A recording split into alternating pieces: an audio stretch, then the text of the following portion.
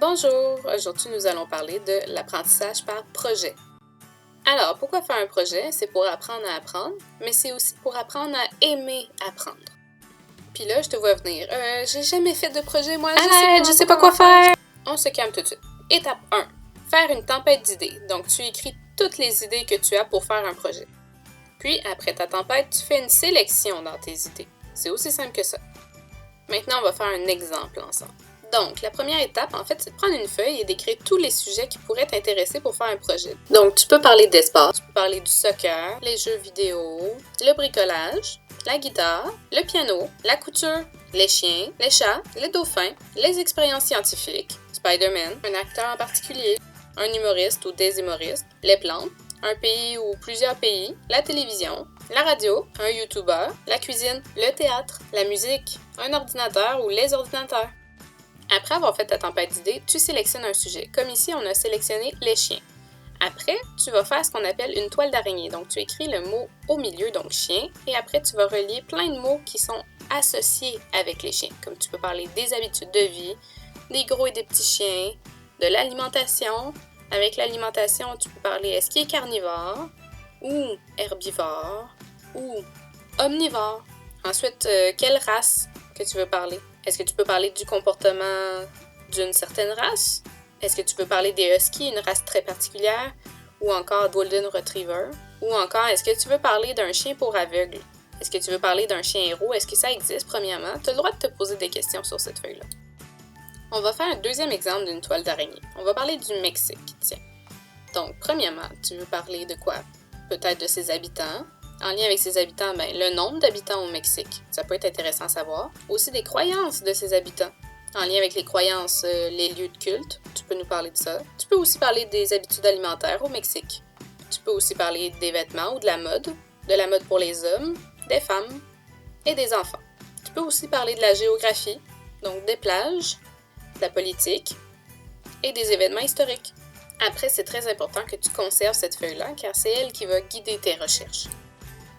Jusqu'à présent, on a parlé des sujets qui pouvaient t'intéresser et qui venaient directement de toi. Mais là, tu dois te dire qu'est-ce que je fais quand j'ai un thème imposé par mon professeur? C'est simple. En fait, on va commencer par faire une tempête d'idées. On va faire un exemple ensemble. Admettons que ton thème imposé, c'est l'océan. Sur ta feuille, tu vas écrire tous les sujets qui pourraient t'intéresser en lien avec l'océan.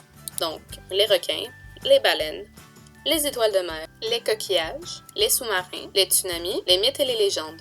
Après, on recommence et on fait une toile d'araignée. Donc, par exemple, on pourrait prendre le mot sous-marin, mais bon, on recommencera pas. Je pense que vous avez compris le principe. Étape 2. Premièrement, faire une liste des outils qu'on a. Ensuite, faire la recherche et faire une sélection de l'information qu'on va utiliser dans notre projet. Je vais vous aider un petit peu. On va faire une liste d'outils ensemble. Donc, on peut utiliser l'ordinateur, évidemment. Mais les livres, ça existe toujours. Aussi, tu peux parler avec maman et papa, ils ont des bonnes idées souvent. Tu peux faire un sondage auprès de ton entourage. Tu peux parler à un professionnel. Par exemple, tu fais un projet sur un dentiste, tu peux parler avec un dentiste. Tu peux aussi faire une enquête, donc poser des questions aux gens autour de toi. Et tu peux écouter un documentaire à la télévision. Maintenant, quoi chercher, mais avec quel outil? Je reprends mon exemple des chiens.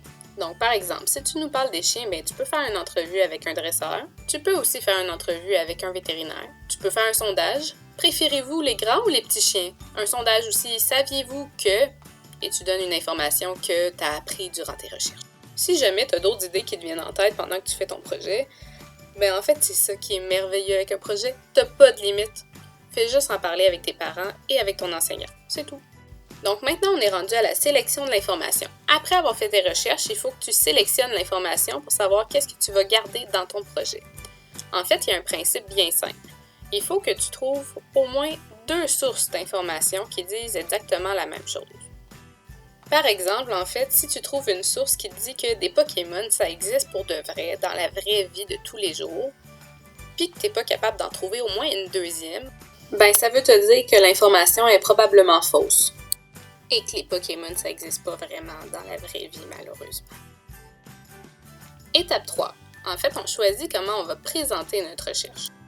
Est-ce qu'on va faire une présentation orale, une affiche, un PowerPoint, une maquette, des photos, un dessin, faire un quiz, une vidéo, une entrevue enregistrée? Est-ce qu'on va pratiquer un sport? Est-ce qu'on va apprendre une danse? Est-ce que la classe va faire une pièce de théâtre? Aussi, est-ce que tu veux utiliser les technologies pour la présentation de ton projet? Est-ce que tu vas faire un PowerPoint? Est-ce que tu vas faire un prési? Est-ce que tu vas faire des photos? Est-ce que tu vas faire une vidéo? Je sais, il y en a que je répète. Une entrevue enregistrée? Un site internet? Faire un quiz en ligne? Une affiche en ligne? Est-ce que ça se fait? Ben oui, ça se fait. Un blog? Une chaîne YouTube? Et l'étape 4, la diffusion de l'information. Non, mais c'est vrai, à quoi ça sert de faire un projet si on ne peut pas en parler?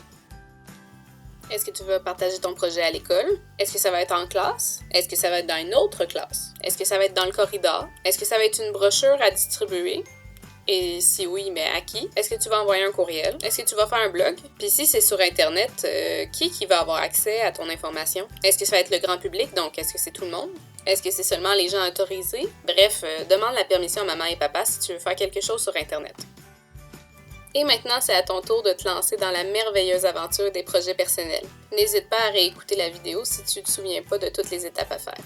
Donc, bonne chance!